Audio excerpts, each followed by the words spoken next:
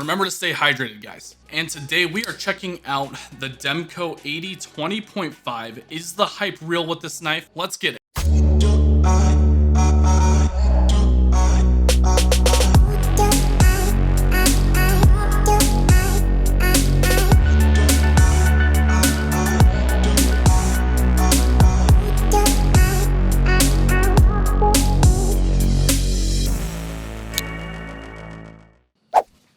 What's going on, guys? Welcome back to Everyday Minimalist. My name is Brandon, and today we've got one of the most hyped knives of 2021. This is the Demko AD20.5. You guys have probably seen this floating around Instagram all over the place, as well as YouTube, and I finally got my hands on one. Before we dive into this knife, I wanted to give a huge shout out to my friend Jake over at Bearded Gear. He sent this and the AD20 out for review, the bigger brother of the AD20.5. I will leave his links below, so go give him a sub or shoot him a follow on Instagram. I'm sure he would greatly appreciate it. So in this video, we're going to be talking about the AD20.5. I've been carrying this knife for about a week now, and I think I'm ready to give you guys my full impressions. Now, we're not going to go over all the technical specs and data. I will leave all that information in the description below as well, so that way you guys can check that out at any time in this video. So before we get into my overall impressions, let's talk about why the AD20.5 is so hyped up and why everyone is talking about it. The hype for this knife all started from the original design, the AD20 from Demko knives. Now, what made the Demko AD20 so popular is this shark lock mechanism, as well as the amount of fidget factor this thing has. It's got to be one of the most mechanical locking mechanisms that I've ever felt in a knife. And trust me, I have tried a ton of locking mechanisms. This one by far is one of the most fidget friendly. So everyone's talking about the AD20. They're near impossible to get, and you're paying a huge premium if you try to get this on the secondhand market. Then Demko Knives goes and releases the AD20.5. So the 20.5 is the smaller variant to the AD20. So as you can tell, it's going to be quite a bit smaller, quite a bit slimmer, and it still actually has the shark lock mechanism. You get that super similar mechanical feel to the AD20, but instead of paying $400 to $600 for an AD20, this guy's going to be retailing for $140 to $150. Guys, that means that it's a direct shot at the Spyderco Para 3 and the Benchmade Bug Out. The Bug Out and the Para 3 have been pretty much dominating the mid-size EDC range for a while now,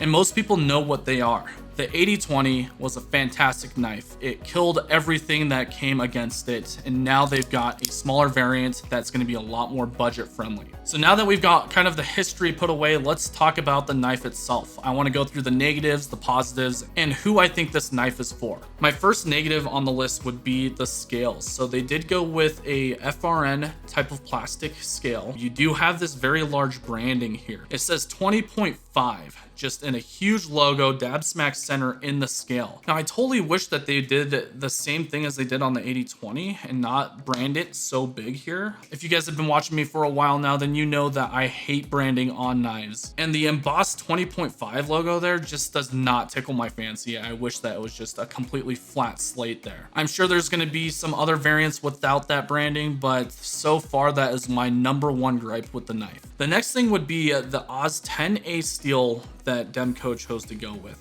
Now, there's nothing wrong with Oz 10A, but in that $130 to $180 price range, you're starting to get knives that have like S35 yen, S45 yen, and then maybe even some knives with M390 blade steel. That by all means is not going to completely kill the knife. Oz 10A is going to be perfectly practical for anyone that's going to be using their knife with EDC tasks. The next thing that kind of drove me crazy was the pocket clip. Now guys, again, if you watch my channel, then you know that I am a super picky when it comes to pocket clips. This one is just really interesting because it has this weird, I guess, like mechanism that holds in the clip, and it makes it so that it's not very deep carry whatsoever.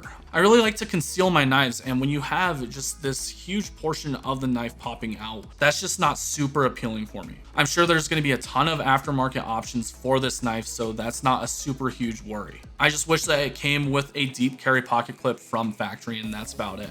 There are a ton of positives with this knife, and the first thing would be the action of the AD20.5. Like I said, guys, that is going to be one of the most hyped features of the AD20.5, and I can assure you guys right now that it is fantastic. Not only do you have the shark lock mechanism to flick open the knife, but you also have amazing thumb studs as well as a cut through hole, something similar to a Spidey hole. So you can actually go and reverse flick it.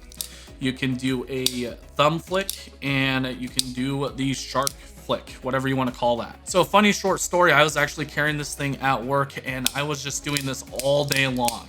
I can't tell you how many of my coworkers just wanted to chop my head off. I would actually say that this is more fidget friendly than the ProTech Malibu, to be honest with you guys. There's just so many means of deployment. The actual closing method is just super satisfying and I love it. The next positive on my list would have to be the actual carry profile. So like I said, the pocket clip isn't really one of my favorites, but what redeems it is basically how thin this knife is. To give you guys a reference point, here is the Benchmade bug out. Look at how thin the AD20.5 is. So if you've had experience carrying a bug out, expect the same type of thin profile from the AD20.5. The next positive I have for this knife would be the ergonomics. This thing fits in my hand absolutely perfectly. I have a large glove size hand and you can actually choke up here. They've implemented some jimping here on the blade spine. It's in that perfect range where you can really go to choke up and get into your cuts if you're trying to do more precise cuts. The scale does have these grooves here that kind of contour to your hand, and you do get a really good register towards the handle. If you've ever handled the AD20, then you are gonna absolutely